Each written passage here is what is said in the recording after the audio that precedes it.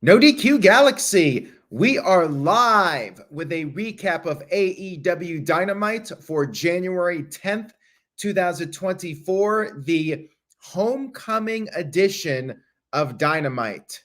AEW back at Daly's Place in Jacksonville, Florida. We kicked off the show on a high note.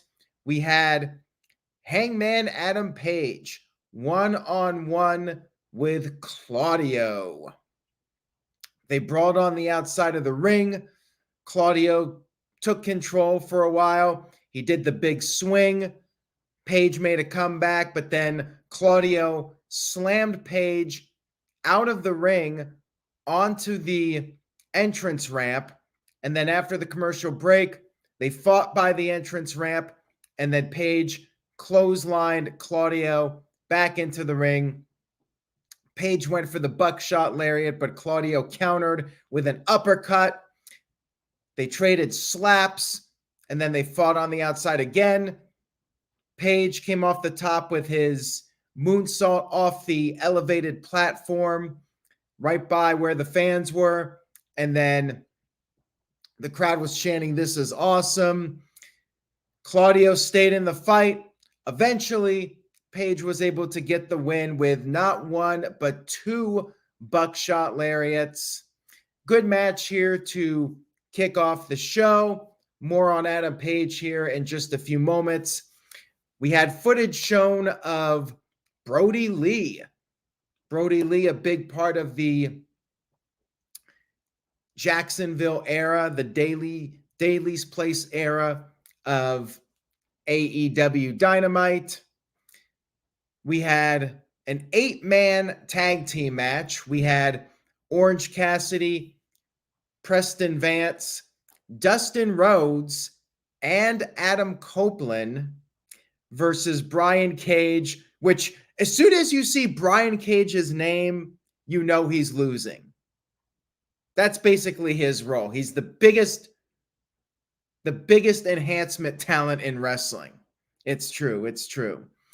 And he had the Gates of Agony, but all you need is Brian Cage. When Brian Cage is in a match of any prestige, he's losing. I mean, he might pick up a win on AEW Dark or something, but if it's on Dynamite, especially Dynamite or Collision, you know he's screwed. And Lance Archer was also out there. Lance Archer's like Brian Cage 2.0 at this point. So it was a basic 8-man tag team match. Feels so random for Adam Copeland, like legitimately one of the biggest wrestling stars of the past 2 decades, and he literally just felt like a guy in this match. Jake the Snake Roberts was out there, and he even took out Jose the Assistant at one point. You had Adam Copeland tagging in after the bad guys had the upper hand for a while. Copeland hit the spear, and then he was nice enough to let Preston Vance get the 1-2-3 victory with the discus lariat. Very nice of Adam Copeland to let young Vance get the win.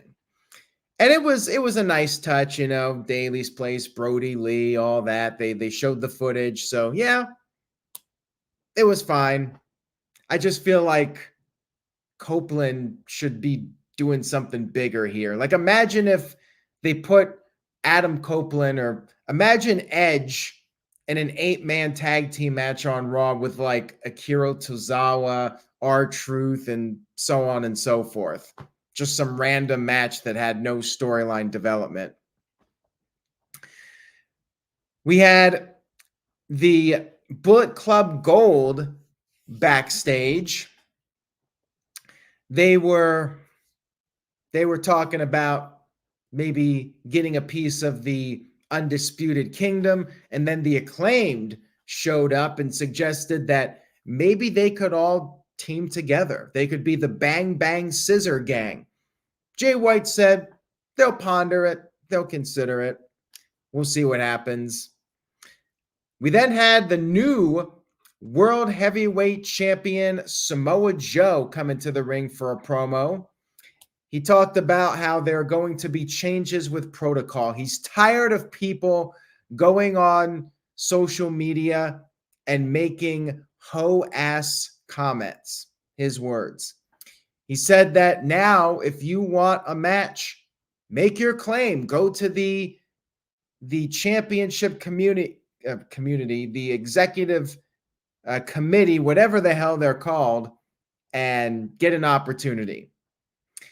At this point, we had Swerve Strickland and his crew show up.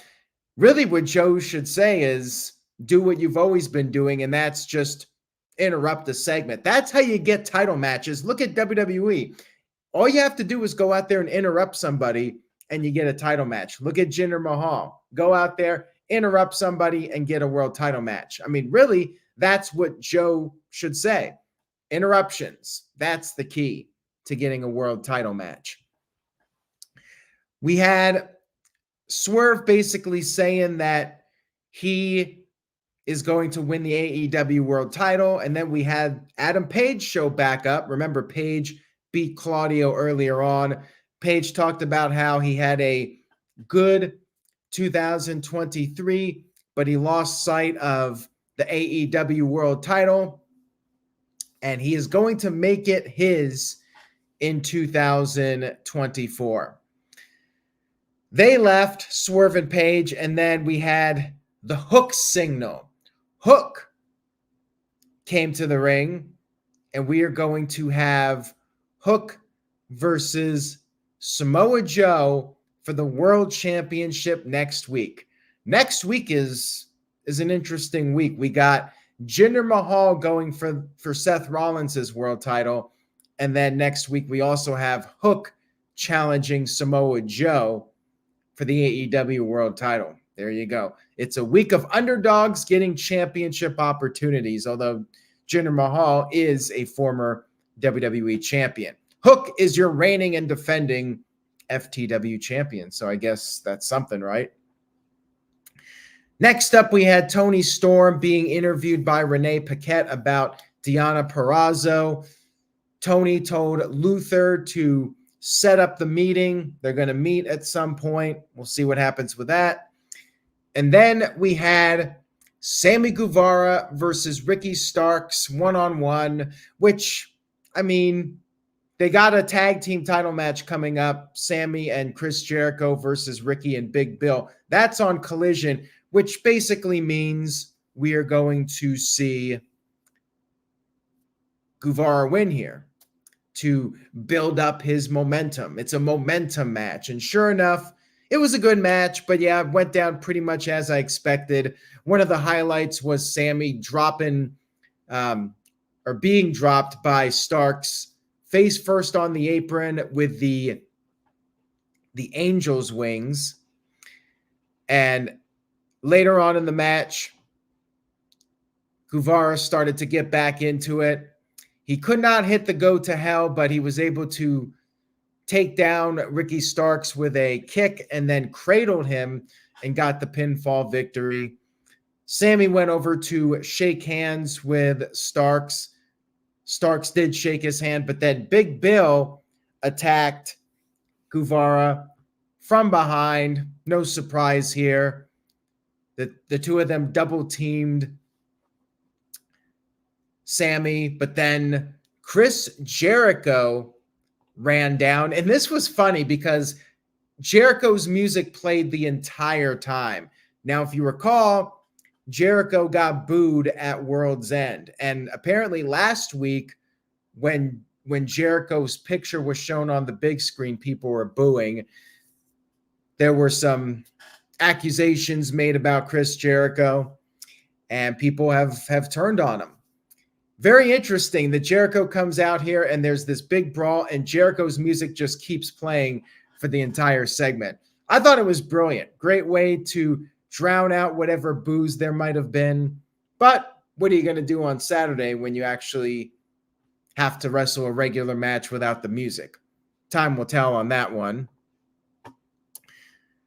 We had an 8-woman tag team match we had Willow Nightingale, Anna Jay, Chris Statlander, and Thunder Rosa versus Saraya, Ruby Soho, Sky Blue, and Julia Hart. Basic tag team match here, the usual 9:15, 9:30 time slot. You had Harley Cameron, who's the new Outcasts member. They got the upper hand when Harley was interfering. But then you had Thunder Rosa's team making a comeback, and they did a quadruple suplex, everybody doing the suplex at the same time to the bad girls, and things broke down. Everybody was hitting their big moves, and then Anna Jay came in and tapped out Sky Blue with the Queen Slayer. So much like that other 8-man tag team match, I think this was just a feel-good moment to honor Brody Lee. Anna Jay had the R.I.P. Brody armband on. So that's what it was. Pretty much just a match for Brody Lee. Then we had the Undisputed Kingdom coming to the ring. We had Roderick Strong versus Brian Keith. Keith did get in a little bit of offense, but it was basically a showcase match for Strong, and Strong did get the win with the end of Heartache. Not much to say about it. I think this was just a segment designed to get these guys on TV and remind everybody, yes, these guys are still a thing. You need to care about them. You had a promo from Adam Cole, and he essentially said the same exact thing he said last week. He talked about how Roderick Strong's going to win the international title. You got the Kingdom, ROH champions. They're going to be the greatest tag team ever, apparently. And then Cole said that one day him and Wardlow are going to win the tag team titles. Or not the tag team titles, the World Heavyweight title, excuse me. Basically the same promo as last week. We had Renee Paquette backstage talking to Deonna Purrazzo, and she's going to make her in-ring debut on Collision, and I guess her opponent is going to be Red Velvet, because Red Velvet confronted her, and they set up the match. There you go. We then had our main event of the evening. We had Sting and Darby Allin versus Konosuke Takeshita and Powerhouse Hobbs, the guy that beat Chris Jericho decisively a couple months ago. Remember that for later. So anyways, Texas Tornado rules. These guys were brawling all over the place. They fought in the crowd. They were fighting on the stage. They fought in the ring a little bit. And Hobbs and Takeshita picked up Darby, and they did that big swing where they just tossed him across the ring like they did at World's End. Only this time, when they tossed him, Darby was spinning around, and when Darby landed, he basically hit the bottom rope with his neck. Like, I was thinking for a moment like he legitimately did something bad to his neck. Like it looked like it could have seriously hurt him. I think every single week we see something with Darby, and I'm just wondering, how is this guy not paralyzed? Like, it was legitimately terrifying to see this move. Like, this guy's crazy. Don't know what else to say about it. So Sting was able to come back in, and he did the Stinger splashes, and then they were fighting on the ramp, and Takeshita went for a knee strike, but he hit the steps, or not the steps, the bleacher area, like the barricade for the bleachers. And then Darby climbed up the bleachers and did a coffin drop. Of course he did.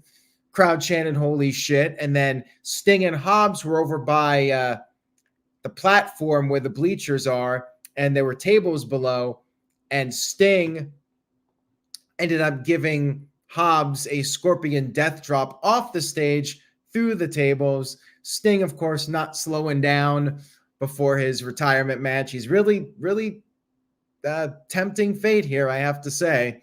Remember, this guy's like 64 years old. And Sting did put one arm over Hobbs. It was false count anywhere because it was, Texas tornado rules. And Sting got the win. Sting picks up his final victory in Jacksonville. And then after the match, we had Tony Schiavone talking to Sting, wanting to know who is going to be Sting's opponent at Revolution. And before Sting could answer, we had the return of everybody's favorite tag team in the world, the Young Bucks. Matt and Nick Jackson have returned after being gone for a couple of months. Looks like we're getting a tag match at Revolution. No singles match, no Sting versus Darby Allin, but rather Sting and Darby versus the Young Bucks, which, I mean, it'll probably be a better match, but I think they should have done a singles match for Sting's final encounter of his career. I think Sting versus Darby would have been very fitting, but maybe Sting feels more comfortable in the tag match environment. Young Bucks, I mean, it really feels like it's going to be a polarizing response to this. Some people will be like, man, this sucks. The Young Bucks really for Sting's final match. But then others are like, the Young Bucks are great. They'll make this match awesome, and it'll be a strong send-off for Sting. I have mixed feelings about it. Like, I know it's going to be a great match, but I feel like Sting and Darby one-on-one would have been the most appropriate match. But we just don't know if Sting's capable of even doing like a full-blown one-on-one match. This type of match, very much smoke and mirrors, where they can use the gimmicks and brawl around the ringside, and Darby can do a lot of the work in these types of matches. So maybe that's the deal here. Sting just felt like he could not do a strong singles match to end his career on. So anyways, Dynamite was all right. Like, I did enjoy the show for the most part, although there wasn't really too much that held my attention. And they did do the angle at the end, and the main event was pretty entertaining. So I think I would go with a B- for the show. I definitely think that there have been better Dynamites, but it was a fun little show. They did the stuff for Brody Lee. It was what it was. And they did set up something for Revolution. So there were a few noteworthy things. I still don't know what's going on with Adam Copeland. I mean, I presume him versus Christian at Revolution, and they're just going to slow build that final encounter. And Adam Cole, he's hurt, so they got to fill time as he recovers. So let's go out there and basically do the same promo again. Thank you all for tuning in tonight. I hope you enjoyed the recap. If you did, please give this video a thumbs up on YouTube. Spread the word about NoDQ.com and the YouTube channel. Stay tuned to NoDQ for all the very latest wrestling news and rumors. Have a great rest of your week. I will be back after SmackDown. And remember to say yes to NoDQ.com. Buy a shirt at NoDQ.com/merch. And I will see you all next time.